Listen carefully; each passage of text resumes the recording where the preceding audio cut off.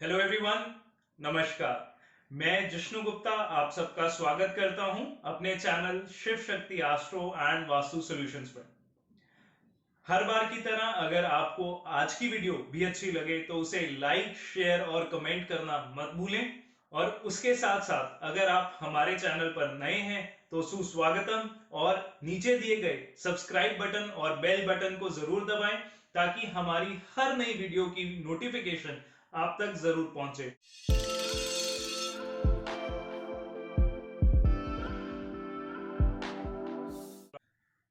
कल जब मैं रात में अपनी रिसर्च कर रहा था एस्ट्रोलॉजी के रिगार्डिंग, तो ट्विटर पर एक बहुत ही इंपॉर्टेंट न्यूज फ्लैश हुई कि किम जोंग उन, जो कि नॉर्थ कोरिया के लीडर हैं, उनकी हेल्थ को लेके, उनकी डेथ को लेके कुछ अटकलें मार्केट में बहुत तेज हो गई हैं। तो एक्चुअली सच्चाई क्या है, ये जो है, ये प्रश्न कुंडली जो है उसका उत्तर बहुत ही एक्यूरेसी से दे सकती है। तो चलिए वही आज हम डिस्कस करते हैं कि इस बात में क्या सच्चाई है और क्या झूठ। तो 2:14 पर जो उसकी कुंडली बनी वो 10 नंबर की कुंडली थी, यानी कि लगन जो है वो कैप्रिकॉन है, मकर। और ये राशि जो है वो पृष्ठ उदय राशि है, जो पहले ही नंबर पर एक नेगेटिव आंसर देने की कोशिश करती है। पृष्ठ उदय राशि होने के साथ साथ लगन में जुपिटर, साटन और मंगल, यानी कि बृहस्पति, शनि और मंगल, ये तीन ग्रह स्थित हैं। उसके साथ साथ चौथे भाव में बुध और सूर्य हैं, पंचम में शुक्र और चंद्रमा, छवें भाव में राहु और 12वें भाव में केतु है। जो प्रश्न कुंडली होती है उसमें खास करके जो हम मेडिकल लाइन पे जब डिस्कस करते हैं प्रश्न कुंडली को, तो उसमें 5 घरों का बहुत महत्व रहता है। जो लगन होता है उससे हम डॉक्टर को एनालाइज करते हैं।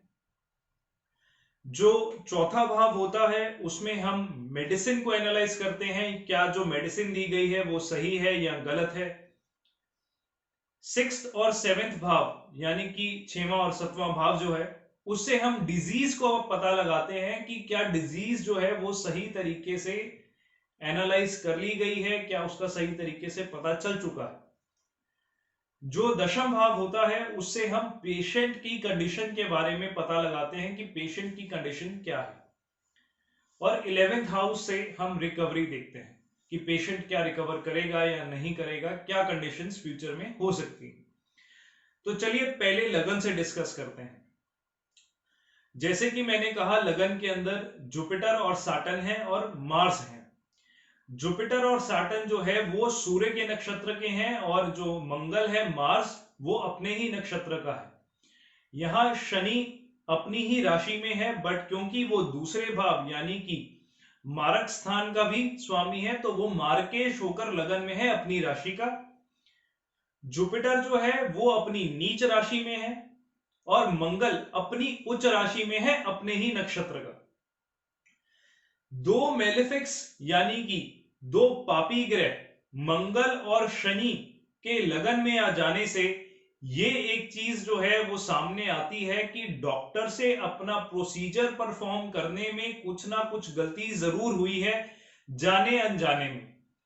जो उनका स्टंट का ऑपरेशन था वो सही तरीके से नहीं किया गया, उसमें कुछ ना कुछ गलती जरूर हुई है। और ये चीज न्यूज में भी आई कि जब डॉक्टर उनका स्टंट का ऑपरेशन कर रहे थे, उनके हाथ कांप रहे थे, विच clearly shows he was in a confused state. Doctor को क्लियरली ये अंदाजा नहीं था कि ये ऑपरेशन सही दिशा में जा रहा है या नहीं जा रहा है, और उसी कंफ्यूजन में उन्होंने कुछ ना कुछ गलती कर दी, और वो अब गलती के कारण किम जोंग उनकी हेल्थ में इश्यूज आ रहे हैं। उसके बाद फोर्थ हाउस, जिससे हम मेडिसिन देखते हैं कि क्या मेडिसिन सही तरीके से दी गई है या नहीं दी गई, उस भाव में सूर्य और बुध है। जो सूर्य है वो केतु के नक्षत्र का है, और जो बुध है वो भी केतु के नक्षत्र का है। केतु खुद कारक हैं बीमारियों के। और बुध जो है यहां पर चौथे भाव में छठे भाव का स्वामी होकर यहां विराजमान है। छठा भाव भी जो है वो बीमारियों को ही रिप्रेजेंट करता है, डिजीजेस को रिप्रेजेंट करता है। और जो अष्टम भाव जिसका सूर्य स्वामी है वो आपकी आयु का भाव है, आपकी मौत के कारण का भाव है, और लॉन्जेविटी का भाव है, जो आपकी आयु कितनी होगी ये दर्शाता है। इन दोनों का इकट्ठे चौथे भाव में बैठना, जबकि सूर्य यहां पर मेलेफिक है और बुध क्योंकि सूर्य के साथ है, केतु के नक्षत्र का है, वो भी मेलेफिक हो गया। तो इससे ये चीज क्लियर होती है कि मेडिसिन के अंदर भी कुछ ना कुछ गड़बड़ी जरूर हुई है। जो सही मेडिसिन एडमिनिस्ट्रेट होनी चाहिए थी वो मेडिसिन सही तरीके से एडमिनिस्ट्रेट नहीं की गई। उसी कंफ्यूजन के चलते ऑपरेशन में भी गड़बड़ी जरूर हुई है। अब चलते हैं बीमारियों की तरफ, सिक्स्थ और सेवेंथ हाउस। अब अगर हम सिक्स्थ हाउस की तरफ नजर डालें तो सिक्स्थ हाउस में या छठे भाव में राहु विराजमान। राहु ग्रह वैसे भी कंफ्यूजन डिस्टॉर्शन देते हैं। एक स्मोक स्क्रीन की तरह कोई भी चीज क्लियरली इंसान को नजर नहीं आती, जिसके कारण बीमारी के घर में होने के कारण वो बीमारी क्या है, कैसे उसका ट्रीटमेंट होना चाहिए, उसमें कंफ्यूजन बनी रही। डॉक्टर उसे क्लियरली आइडेंटिफाई नहीं कर पाए, चाहे ऑपरेशन स्टंट का था, बट हार्ट की प्रॉब्लम होने के कारण कुछ ना कुछ प्रॉब्लम जरूर आई है, और वो पूरी तरह डिटेक्ट ना होने के कारण हेल्थ इश्यूज जो है उसको वो बढ़ावा दे चुकी है। अब जो सतवां भाव अगर आप देखें तो वहां पर कोई प्लैनेट नहीं है, बट सेवेंथ हाउस का लॉर्ड जो स्वामी है सेवेंथ हाउस का, मारक स्थान का, वो है चंद्रमा। अब चंद्रमा यहां पर दोनों ल्यूमिनरीज जो हैं वो मेलेफिक हो गए। सूर्य भी मेलेफिक हुआ और चंद्रमा वो मार्केश हो गया। मार्केश होकर वो पंचम स्थान पर बैठा है, अपनी उच्च राशि का है, और शुक्र उसके साथ है। अब जो चंद्रमा है वो अपने खुद के नक्षत्र का है और शुक्र भी चंद्रमा के नक्षत्र का, यानी कि शुक्र भी अपना पॉजिटिव इंपैक्ट खोकर चंद्रमा की तरह मार्केश का इंपैक्ट देगा। मार्केश स्थान का स्वामी चंद्रमा वहां बैठा है, तो उसके कारण भी प्रॉब्लम्स जो हैं वो इंक्रीज हो गई। तो सिक्स्थ और सेवेंथ हाउस तो हमें ये भी क्लियर कर गए कि बीमारी की डिटेक्शन सही नहीं हुई और उसके कारण भी हेल्थ इश्यूज आए हैं। अब चलते हैं टेंथ हाउस पर। टेंथ हाउस में हम देखते हैं कि पेशेंट जो है वो किस कंडीशन में है, किस स्थिति में है। टेंथ हाउस में कोई प्लैनेट नहीं है। टेंथ हाउस का जो स्वामी है वो है शुक्र, और वो मार्केश यानी कि चंद्रमा के साथ पंचम भाव में है।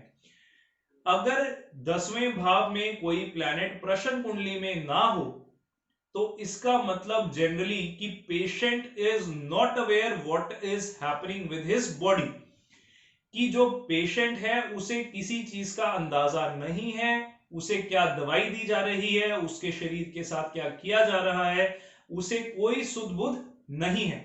तो इससे एक चीज जो क्लियर होती है, किम जोंग उन जो है वो बेहोशी की हालत में है, यानी वेजिटेटिव स्टेट में हो सकते हैं। और ये जो अटकलें लगाई जा रही हैं कि वो कोमा में है, वेजिटेटिव स्टेट में है, वो कुछ हद तक सही है। एक चीज और जिसकी तरफ मैं आपका ध्यान खींचना चाहूंगा, रिकवरी। क्या इस कुंडली में किम जोंग उनकी फ्यूचर में रिकवरी है या नहीं है? तो रिकवरी का लॉर्ड इस कुंडली के अंदर मंगल है, 11वें भाव का स्वामी, और वो उच्च का होकर लगन में है। तो कुछ लोग इस चीज के ऊपर जरूर बल देंगे कि इनकी रिकवरी होगी, बट मैं यहां पर एक अलग व्यू पॉइंट रखना चाहता हूं कि क्योंकि मंगल उच्च का है, वो बात तो ठीक है, रिकवरी होने के चांसेस हैं, बट वो बैठा कहां है और किसके साथ बैठा है? वो शनि यानी कि जो मार्केश है उसके साथ लगन में है। जुपिटर जो कि नीच का है और बीमारियों के भाव का स्वामी है, यानी कि 12वें भाव का स्वामी है, हॉस्पिटलाइजेशन का स्वामी है, उसके साथ लगन में है। तो रिकवरी के चांसेस कुछ खास नहीं है। I don't see any chances of good recovery in near future. एक चीज और जो इस एनालिसिस को बल देती है, तो लग्नेश और क्रियेश दोनों मार्केश होकर आपस में इशरफ योग बना रहे हैं, जो कि एक नेगेटिव साइन देता है, एक कांटा लगाता है कुंडली की रिकवरी के ऊपर। तो इन दी एंड ये जो कुंडली है वो ये कंक्लूड, जो न्यूज आ रही है कि उनकी हेल्थ ठीक नहीं है, वो बहुत सीरियस कंडीशन में है, हो सकता है वो ब्रेन डेड है या वेजिटेटिव स्टेट में है या कोमा में है, वो कुछ हद तक बिल्कुल सही है और ऐसी कंडीशंस इस कुंडली में भी दिख रही हैं।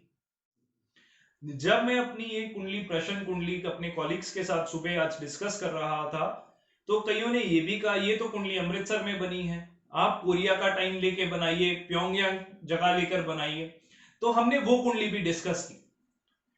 उस कुंडली के अंदर क्योंकि नॉर्थ कोरिया हमारे से 3.5 घंटे आगे है, तो हमने टाइम लिया 5:44 सुबह 26 अप्रैल 2020 और जगह ली प्योंगयांग, जो कि कैपिटल है नॉर्थ कोरिया की।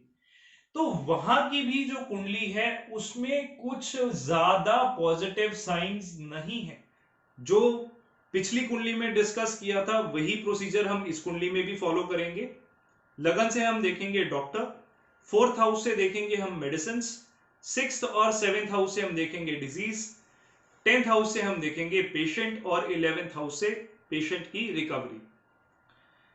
तो यहां पर जहां तक लगन का सवाल है, लगन में कोई प्लैनेट तो नहीं है, बट जो लग्नेश शुक्र है वो चंद्रमा के नक्षत्र का होके अष्टम में प्लेस्ड है। ये कोई पॉजिटिव साइन नहीं है टू बिगिन विथ। उसके साथ साथ lagna is aspected by Rahu and Saturn. Rahu की और शनि की कंबाइंड दृष्टि जो है वो भी लगन पे है, जिसके कारण ये क्लियरली इंडिकेट हो रहा है कि दैट डॉक्टर वाज कंफ्यूज्ड।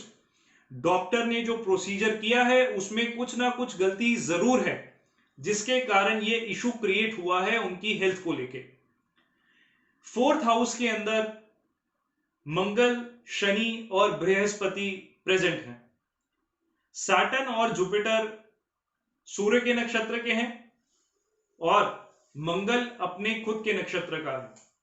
मंगल यहां पर डबल मार्केश होकर प्रेजेंट है, क्योंकि वो 2nd और 7th का स्वामी है। उसके साथ साथ जो शनि और बृहस्पति हैं ये भी कोई पॉजिटिव कंडीशन में नहीं है। रीजन भी, जो सन है सूर्य, वो यहां पर 7th हाउस में है, मारक स्थान में है, और वो अपना नेगेटिव मार्केश का जो इंपैक्ट है वो यहां पर सैटर्न और जुपिटर को प्रोवाइड कर रहे हैं। तो 4th हाउस में मेलेफिक्स का होना दोबारा से यही इंडिकेट करता है कि मेडिसिन की एडमिनिस्ट्रेशन में कुछ ना कुछ गड़बड़ी जरूर हुई है, जिसके कारण हेल्थ जो है वो इतनी ट्रबलसम हो चुकी है, इतनी प्रॉब्लम्स आ रही हैं।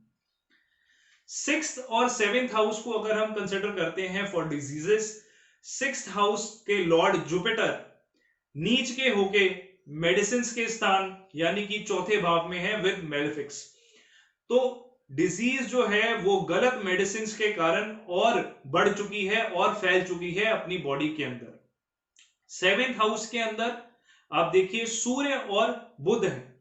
सूर्य यहां पर रिकवरी लॉर्ड है और बुध जो है वो 12th हाउस यानी कि हॉस्पिटलाइजेशन का स्वामी होकर 7th हाउस में है, यानी कि डिजीजेस को और न्योता दिया जा रहा है। यहां पर सूर्य मार्केश है, डबल मार्केश मंगल उसके चौथी दृष्टि के एस्पेक्ट में भी है। तो बीमारियों का बॉडी को टेक ओवर करना, हेल्थ को खराब करना दोबारा से 6th और 7th हाउस से बहुत ज्यादा एविडेंट है, जैसे कि पिछली कुंडली में था। अगर हम पेशेंट को कंसिडर करें यानी कि 10th हाउस को, तो 10th हाउस का लॉर्ड जो है वो है मून। मून खुद के नक्षत्र का है, बट वो अष्टम भाव में है, जहां पे बीमारी, डेथ, लॉन्जेविटी, आयु, इन सबको देखा जाता है। लुमिनरीज का 7th और 8th में होना is a very very negative sign for an individual. Health की रिकवरी जो है वो नहीं हो पाती। उसके साथ साथ इस कुंडली में लग्नेश और क्रियेश का अष्टम भाव में होना एक बहुत ही नेगेटिव कंडीशन है, जो ये शो कर रहा है कि जो पेशेंट है उसकी हेल्थ बहुत खराब है। एक पॉइंट और जिसकी तरफ मैं आपका ध्यान खींचना चाहूंगा, there is a similarity between this कुंडली और जो हमने इससे पहले प्रश्न कुंडली डिस्कस की थी। दोनों के अंदर 10th हाउस में कोई प्लैनेट नहीं है, जिसका मतलब पेशेंट जो है उसे अपनी बॉडी के बारे में कुछ अता पता नहीं है, वो कुछ सुध बुध में नहीं है। दैट क्लियरली इंडिकेट्स कि जो खबरें आ रही हैं that he is in vegetative state, या किम जोंग उन जो है ही इज ब्रेन डेड, वो अटकलें जो लगाई जा रही हैं वो बहुत हद तक सही भी हो सकती हैं। अब यहां पर बात आती है रिकवरी की। तो रिकवरी के लिए जैसे हमने पिछली बार 11th हाउस कंसिडर किया था, वैसे ही अब यहां पर भी हम 11th हाउस कंसिडर करेंगे। और 11th हाउस का स्वामी है सूर्य। सूर्य केतु के नक्षत्र के हैं, जो कि ऑलरेडी बीमारियों का एक कारक ग्रह है, और वो बैठे भी बीमारियों के घर में है 7th हाउस में। ऊपर से 7th house is also a मारक स्थान, डबल मार्केश मंगल 7th हाउस को आस्पेक्ट कर रहा है। तो सूर्य जो है वो बहुत अच्छी कंडीशन में नहीं है। There is very very bleak chance of him recovering. तो इस प्रश्न कुंडली के एनालिसिस से मैं एक चीज तो बहुत कॉन्फिडेंटली कह सकता हूं कि जो अटकलें मार्केट में आ रही हैं, न्यूज चैनल्स पर आ रही हैं कि किम जोंग उन जो है वो हेल्थ वाइज ठीक नहीं है, कोमा में है या उनकी मौत हो गई है। इन सब में से एटलीस्ट एक चीज तो पक्का है कि उनकी हेल्थ ठीक नहीं है और वो बहुत हद तक वेजिटेटिव स्टेट में है। और उनकी सिस्टर का लीडरशिप रोल में आने की तैयारी करना एक बहुत बड़ा इंडिकेटर है कि जरूर कुछ ना कुछ गड़बड़ तो है, दाल में कुछ ना कुछ काला जरूर है। और आगे क्या खबर आती है उस पे हम अपनी नजर बनाए रखेंगे, क्योंकि नॉर्थ कोरिया का रिकॉर्ड रहा है वो अपनी न्यूज कभी भी, खास कर अपनी लीडर की डेथ की न्यूज कभी भी 3 से 4 दिन से पहले नहीं बताता। पिछली बार जब किम जोंग उन के फादर उनकी डेथ हुई थी, तब किम जोंग उन को शपथ दिलाने के बाद उनके फादर की डेथ की जो न्यूज थी उसे पब्लिक किया गया था। तो हो सकता है आने वाले दिनों में हमें भी कुछ ऐसी ही खबर सुनने को मिले। तो गाइस, एक जाते जाते एक छोटी सी ओवरव्यू हमारे इंस्टीट्यूशन के बारे में। Shiv Shakti astro and vastu solutions, ये हमारा इंस्टीट्यूट जो है ये 20 साल से भी ज्यादा पुराना है। इसके अंदर अंडर वन रूफ हम सभी सॉल्यूशंस आपको प्रोवाइड करवाते हैं, ranging from palmistry, numerology, astrology, tarot card reading, वैदिक हवन और पूजा भी हम लोग फॉर ऑल ओकेजन्स करवाते हैं। अगर आपके मन में कोई भी क्वेरी हो, आप हमसे कोई क्वेश्चन पूछना चाहते हैं, तो आप हमें मेल भी कर सकते हैं हमारे मेल आईडी पर, और यहां दिए गए नंबर्स पे आप कॉल भी कर सकते हैं। For daily updates on astrology, vastu and related subjects आप हमें फेसबुक, ट्विटर, इंस्टाग्राम पे फॉलो कर सकते हैं। हमारा एक नया ब्लॉग अभी अभी इंडिया की जो डेवलपमेंट है, फ्यूचर क्या रहेगा कोरोना के बाद, वो हमारे ब्लॉग पे अपडेट हुआ है। उसका लिंक मैं यहां ऊपर दे रहा हूं, आप काइंडली उसे पढ़िए। और उस ब्लॉग के रिलेटेड वीडियो भी बहुत जल्द हमारे चैनल पर आएगी। तब तक के लिए आप मुझे इजाजत दें, और ऐसे ही हमें हमारी वीडियोस को प्यार देते रहें, सपोर्ट देते रहें। नमस्कार।